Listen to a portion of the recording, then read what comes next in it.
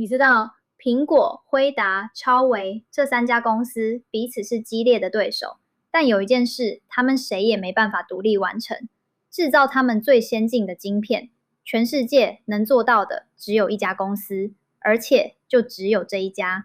它的每一座晶圆厂都是这个时代最重要的战略资产。这家公司在台湾，总部就在新竹。我说的就是台积电。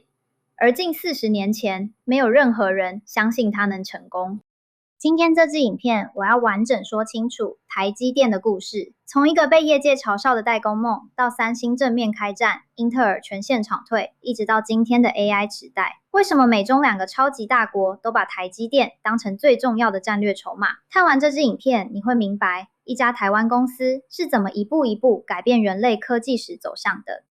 1931年，张忠谋出生在浙江宁波，不到20岁就直升赴美，先读哈佛，再转到 MIT， 最后在史丹佛拿到电机博士。毕业之后，他进入德州仪器，一做就是整整25年。在德州仪器，他做的不只是科技，他率先用一种叫做学习曲线的定价法，一开始就把价格压到很低，再用庞大的产量把成本一路压下去，让对手追不上。这套打法后来变成整个半导体业的标准。他也从第一线工程师一路做到全球半导体世界的副总裁。那是1970年代的矽谷，英特尔刚推出第一颗微处理器 ，IBM 还是电脑业的霸主。张忠谋是那个年代矽谷最懂半导体的亚洲人，而在地球的另一端，台湾正准备追上来。1976年，台湾的工研院向美国的 RCA 引进记体电路的科技，派出一批年轻工程师远赴美国学习。10年之后，1985年，台湾把张忠谋找了回来。把他找回来的关键人物是有台湾科技教父之称的李国鼎。任务只有一个，帮台湾建立一个真正有竞争力的半导体产业。当时的台湾，晶片落后美日至少10年，而美国的巨头走的是垂直整合，自己设计、自己制造、自己销售。台湾根本没有这个本钱。但张忠谋在德州仪器的25年，让他看见了一件别人没看见的事。1987年2月，台积电正式成立，资本额不到新台币14亿。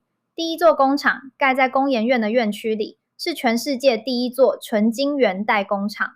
荷兰的飞利浦是最大的外资股东，飞利浦投入大约5800万美元，不只给技术，更重要的是用他手上的专利，帮刚起步的台积电挡掉了大厂的侵权官司。但真正震惊业界的是张忠谋提出的商业模式。我们不设计晶片，也不卖自己的产品，我们只帮别人制造，纯晶圆代工。这个概念，全世界从来没有人做过。业界的反应几乎就是嘲笑。英特尔的高层说，这不过是个小代工厂，成不了气候。也有人说，没有自己的设计能力，科技永远跟不上。甚至很多台湾投资人都说，台积电撑不过10年。但张忠谋的逻辑非常清楚。当我不跟客户竞争，我才能真正服务客户。这句话改变了整个半导体产业的生态，因为有了台积电，工程师不必再盖的要花几十亿美元的工厂，也能设计出自己的晶片。辉达、高通、博通这些今天的巨头都是在这个模式上长出来的。而台积电后来最重要的客户之一，就是一家当时还名不见经传的小公司辉达。他的创办人正是后来让全世界都认识 GPU 的黄仁勋。台积电的早期并不顺遂，良率的问题跟对手的差距，还有跟日本厂商的价格竞争，每一关都是真实的生死考验。台积电一开始制程足足落后领先的大厂2个世代。1994年，台积电在台湾证券交易所挂牌上市，3年后，1997年，它更成为第一家在美国纽约证券交易所挂牌的台湾公司。而就在上市那一年，台积电做了一个影响后来30年的决定，把几乎所有赚到的钱全部投进研发。1999年9月21日，台湾发生大地震。新竹科学园区虽然撑住了，但全台大停电，让晶片业损失了大约4亿美元，全球一度闹起晶片荒。台积电只花了10天就完全恢复生产，靠着1年又1年的研发投入，台积电的营收从1994年的新台币不到200亿，一路冲到2000年的超过50亿美元。它已经是全世界最大的晶圆代工厂。不过这个时候，真正最先进的制程还握在英特尔这样的大厂手里。台积电要彻底超车，还要再等10几年。但也就在这个时候，一个更强大的对手出现了。三星是韩国最大的财霸集团，它的半导体部门资源比台积电雄厚得多，背后还有韩国政府的全力支持。2000年代初，三星宣布进入晶圆代工市场，策略简单又粗暴，用更低的价格抢台积电的客户。2010年，三星成功了，他拿下了苹果的订单。当时 iPhone 4里的 A4 处理器就是由三星制造。接下来好几年，从 A5、A6 到 A7，苹果最重要的晶片全部都由三星代工。台积电就这样失去了它最有潜力的大客户。那一年是台积电30年来最危险的时刻，业界开始猜测台积电是不是已经输了。但张忠谋的回应只有一句话：比科技不比价格。台积电开始用接近疯狂的速度推进制程，每一代都要比三星更快，每一代良率都要更高。同时，事情起了变化。2011年，苹果和三星为了手机的专利，在全世界打起了官司。苹果突然发现，帮自己造晶片的三星，同时也是手机市场上最直接的对手。一个会跟你竞争，又看得到你最机密设计的伙伴，实在太危险了。而台积电从来不做自己的产品，它只帮客户制造。这个矛盾最后让苹果做出了选择。2014年 ，iPhone 6里的 A8 晶片第一次交给了台积电。从那之后，苹果的晶片全部又交回了台积电的手上。与此同时，在美国矽谷，英特尔正在经历一场慢动作的崩窜。英特尔曾经是全世界最先进的晶片制造商。2007年，它领先业界推出45奈米，2011年的22奈米更率先用上立体电晶体，震惊全球。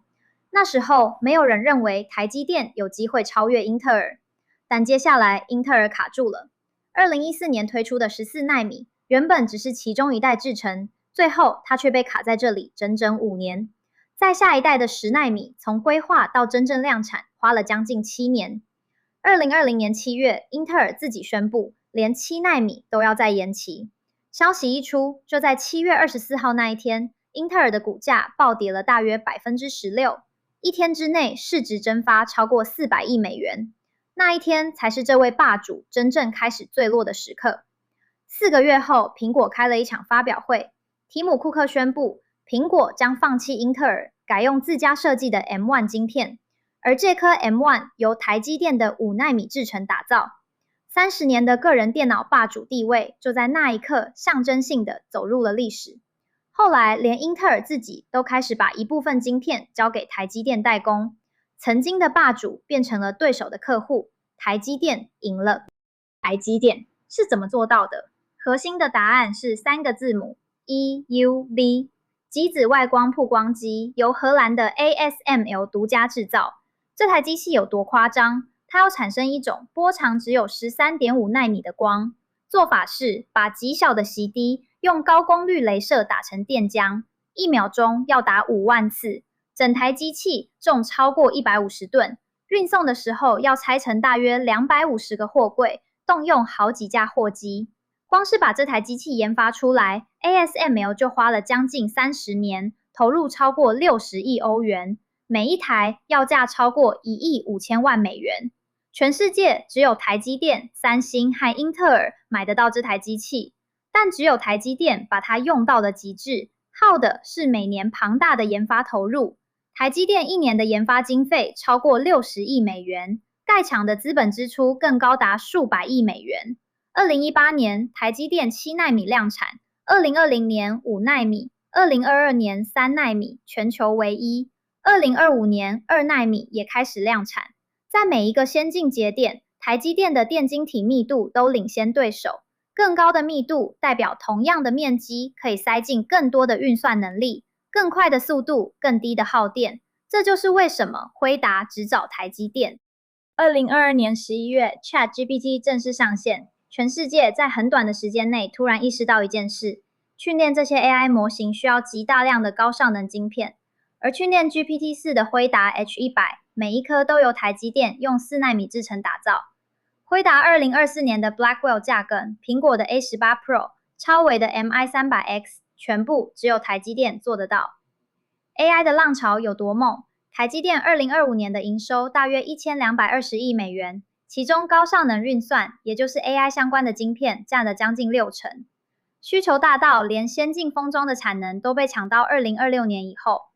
辉达的创办人黄仁勋说过一句话：没有台积电就没有今天的辉达。这不是客套话，半导体已经不只是生意，更是国家的安全。美国政府通过晶片法案，给台积电66亿美元的补贴，要它到亚利桑那州设厂。台积电在当地的投资承诺已经一路拉高到1650亿美元，要盖6座工厂。而台积电的市值在2024年10月突破了2兆美元大关，如今更逼近2兆，名列全球前10大企业。从1987年那个被所有人嘲笑的代工梦，到今天成为 AI 时代不可取代的命脉，台积电用近40年改变了世界的走向。台积电的故事不只是一家公司的成功，它代表的是台湾在全球产业链上最不可取代的位置。一个没有天然资源的岛屿，靠着科技和人才，硬是把自己变成全世界都不能没有的角色。如果这支影片对你有帮助，记得按赞、订阅，分享给身边对投资理财有兴趣的朋友。下一支影片我们会聊台积电的2奈米能不能继续保持领先，还是中国的中芯国际有机会在10年后追上来。财经无界，陪你把世界看得更清楚。我们下次见。